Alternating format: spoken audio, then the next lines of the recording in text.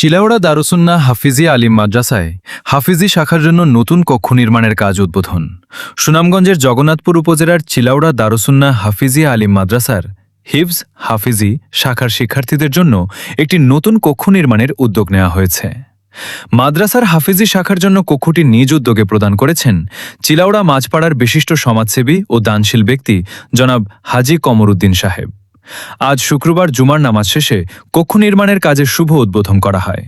এ উপলক্ষে চিলাউড়া জামে মসজিদের সম্মানিত ইমাম সাহেব দোয়া ও মোনাজাত পরিচালনা করেন। মোনাজাতে মাদ্রাসার উন্নতি, শিক্ষার্থীদের ইলমে দিনের পথে অগ্রগতি এবং দানশীল ব্যক্তির এই মহৎ উদ্যোগের জন্য আল্লাহ তাআলার দরবারে কবুলিয়তের প্রার্থনা করা হয়। এ সময় উপস্থিত ছিলেন জনাব রফিকুল ইসলাম তাজ, জনাব সেলিম মিয়া, মাওলানা সিরাজুল ইসলাম জিহাদি সহ এলাকার আরও গণ্যমান্য ও সামাজিক ব্যক্তিবর্গ। স্থানীয়রা জানান, দ্বীনি শিক্ষা বিস্তার ও কোরআনের হাফেজ তৈরির ক্ষেত্রে এমন উদ্যোগ অত্যন্ত প্রশংসনীয়।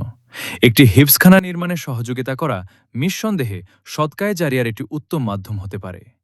হাজী কমরউদ্দিন সাহেবের এই মহৎ উদ্যোগকে তারা সাধুবাদ জানান এবং তার জন্য মহান আল্লাহর কাছে উত্তম প্রতিদানের দোয়া করেন।